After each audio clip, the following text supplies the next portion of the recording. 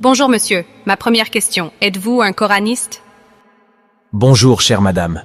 Notre Créateur nous a délivré le noble Coran à travers notre cher prophète Mohammed, paix sur lui.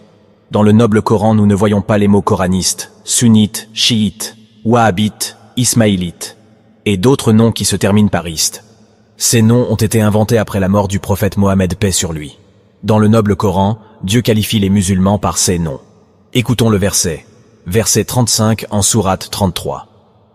Les hommes soumis, les femmes soumises, les hommes croyants, les femmes croyantes, les hommes obéissants, les femmes obéissantes, les hommes véridiques, les femmes véridiques, les hommes constants, les femmes constantes, les hommes révérencieux, les femmes révérencieuses, les hommes charitables, les femmes charitables, les hommes qui jeûnent et les femmes qui jeûnent, les hommes chastes, les femmes chastes, et les hommes qui commémorent Dieu fréquemment, et les femmes commémorant.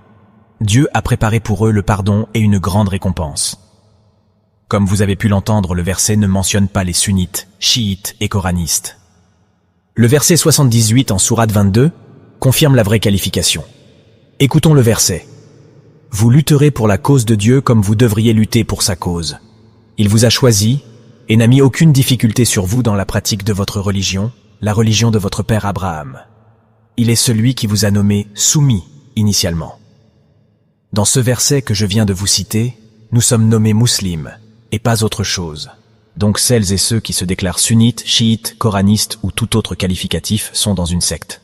Ai-je répondu à votre question? Oui. Pouvez-vous me dire comment faites-vous vos prières sans les hadiths? Avant de répondre à votre question, pouvez-vous me dire quel prophète nous a enseigné les prières de contact et tous les rites de l'islam?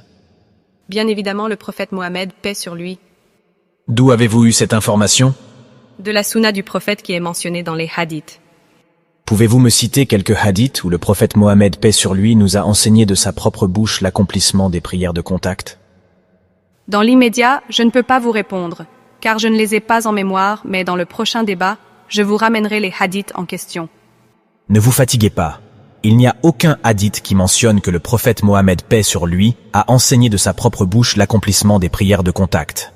Vous trouverez sûrement des hadiths comme « Un tel a dit avoir vu le prophète Mohammed, paix sur lui, effectuait les prières de contact, et en aucun cas, le prophète a dit. » Et je prends au défi tous les adeptes de hadith de nous montrer un seul hadith de leurs idoles Bouhari, Muslim et El-Kafi, où le prophète lui-même a enseigné les prières de contact. Je vais quand même vérifier par moi-même de ceux que vous avancez. Faites-le seulement.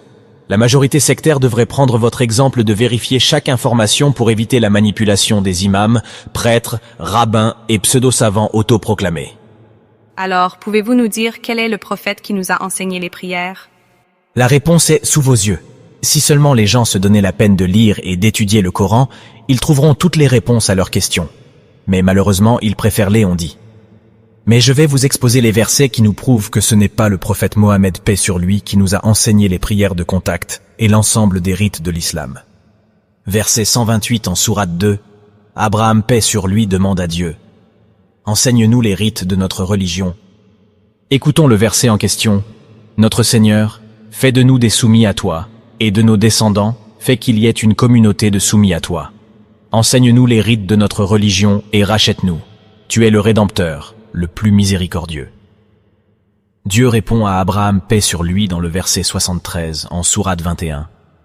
Nous avons fait d'eux des imams qui guidaient conformément à nos commandements, et nous leur avons enseigné comment œuvrer à la droiture, et comment observer les prières de contact, salat, et la charité obligatoire, zakat. Envers nous, c'étaient des adorateurs dévoués. Dieu avait ordonné au prophète Mohammed, paix sur lui, de suivre la religion d'Abraham. Écoutons le verset 123 en sourate 16. Puis nous t'avons inspiré, Mohammed, de suivre la religion d'Abraham, le monothéiste. Il n'a jamais été un adorateur d'idoles. De quelle religion Dieu parle-t-il au prophète Mohammed, paix sur lui? Eh bien, les rites de l'islam nous ont été enseignés par le prophète Abraham, paix sur lui, et que nous avons hérité de génération en génération. Voilà d'où viennent les enseignements religieux. Et pour terminer, écoutons une deuxième fois le verset 78 en sourate 22. Vous lutterez pour la cause de Dieu comme vous devriez lutter pour sa cause. Il vous a choisi et n'a mis aucune difficulté sur vous dans la pratique de votre religion, la religion de votre père Abraham. Il est celui qui vous a nommé soumis, initialement. Ainsi, le messager servira de témoin parmi vous, et vous servirez de témoin parmi les gens. Donc, vous observerez les prières de contact, salat, et donnerez la charité obligatoire, zakat, et tiendrez solidement à Dieu.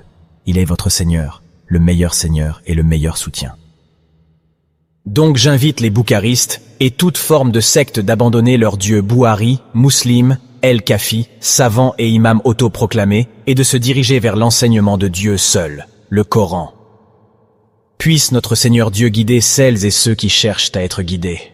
Que la paix et les bénédictions de Dieu soient sur vous, mes chers frères et sœurs, soumis à Dieu seul.